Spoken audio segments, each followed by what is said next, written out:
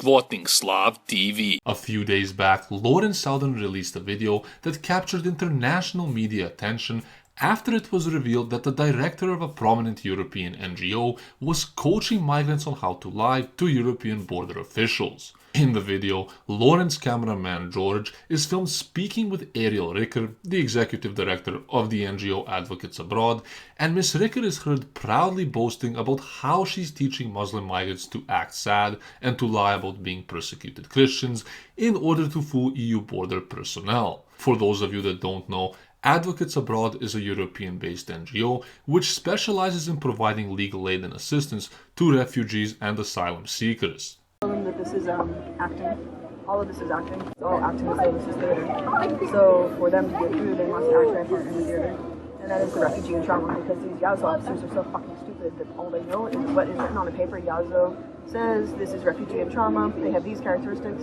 So we coach people how to have these characteristics. As you just heard from the video excerpt, Ms. Ricker sees nothing immoral about teaching Muslim migrants to lie to government personnel, as long as it ensures that these hordes of illegals who are pouring over into Europe are guaranteed asylum. Although it's a well-known fact that NGOs will go to great lengths to assist migrants with coming into Europe, this video goes a step further by capturing the actual testimony of one of the perpetrators involved in facilitating mass migration. They are trying to get every single migrant that comes across those borders, illegally or legally, criminal or not, they are trying to get them through to Europe under refugee status. While I don't worship the very ground that Lauren walks on, like many of her beta white knights, I do appreciate much of the work that she's done in South Africa, and I definitely appreciate videos such as this one for bringing to light the immoral practices and shamelessness of virtue signaling organizations which are bent on destroying Europe. That being said, however, I definitely feel that Lawrence selectively chose not to address the elephant in the room in this latest video, and that she purposely didn't go into detail about the hypocrisy and detrimental role that people like Ms. Ricker play in opening up the borders of Europe to the third world. While it's easy to dismiss Ariel Ricker for any old fat white guilted woman with 30 cats who wants to culturally enrich and diversify Europe, the reality is that Ricker, like many other leftist Jews, is one of the many key players in a long list of Jewish NGOs that are actively helping migrants to reach and enter Europe. Although it's obvious that it isn't exclusively Jewish NGOs and their members that are promoting and facilitating third world illegal immigration into Europe, Jewish organizations such as Hayas and Israel do however play a very significant and blatantly hypocritical role in opening up European and Western borders to migrants. In order to better understand this hypocrisy, take for example the Jewish NGO Israel, which assists massive numbers of Islamic migrants with coming into Europe, despite a growing climate of anti-Semitism that many Jews in Western Europe claim to be experiencing as a result of those nations bringing in more Muslims. In fact, Ariel Ricker herself, who's written numerous scholarly articles on anti-Semitism in Nazi Germany, for one reason or another believes that importing a culture of openly anti-Semitic people from the Middle East is somehow beneficial to Europe. At the same time, other Jewish NGOs such as Hayas continue to lobby for open borders and refugees across the West and strive to provide migrants with countless free social and legal services once they arrive to their host countries. As president of Hayas, I want to welcome you here to our National Jewish Day of Action for Refugees.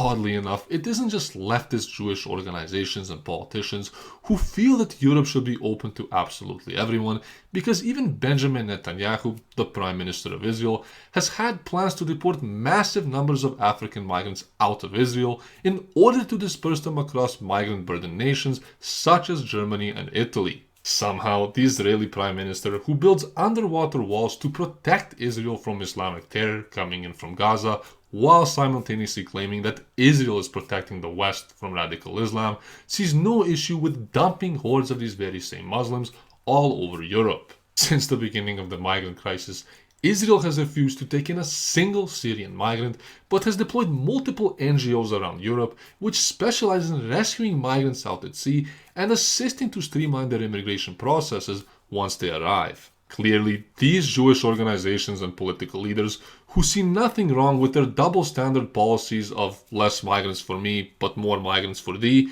are ultimately opening up Europe to the very same people who they strive to keep out back in Israel. In recent times, even the mainstream media has come to attack and demonize those who question the role of prominent Jewish politicians and Jewish organizations facilitating mass migration to the West, despite many of these big players openly admitting that they're the ones providing massive funding for third world migration. Many of these organizations have also aggressively lobbied for Western politicians to open up their borders to thousands of refugees, all the while remaining completely silent about Israel's zero-tolerance policy for refugees and minimal rate of successful asylum. For one reason or another, many of these people are under the impression that the West and Europe are simply dumping grounds for migrants and that it's somehow the responsibility of the West to take in the very same people that they would never allow in their own country. Although Lauren Southern has always done a great job in showing us the devastating effects of the migrant crisis, she's always been extremely hesitant in exposing the identities and hypocrisy of individuals such as Ariel Ricker, who openly push for mass migration in Europe. Ariel Ricker, who would probably never support mass migration to Israel, is just one of the many players in Europe who are setting the precedent that the continent is open to illegal migrants and that breaking the law is perfectly acceptable as long as it guarantees these people the right to stay. As the migrant crisis and the resulting demographic change in Europe accelerate, activists such as Lauren Southern will either blindly continue to point out those who are the symptom of the problem or will muster up the bravery and courage to expose those who spread the disease.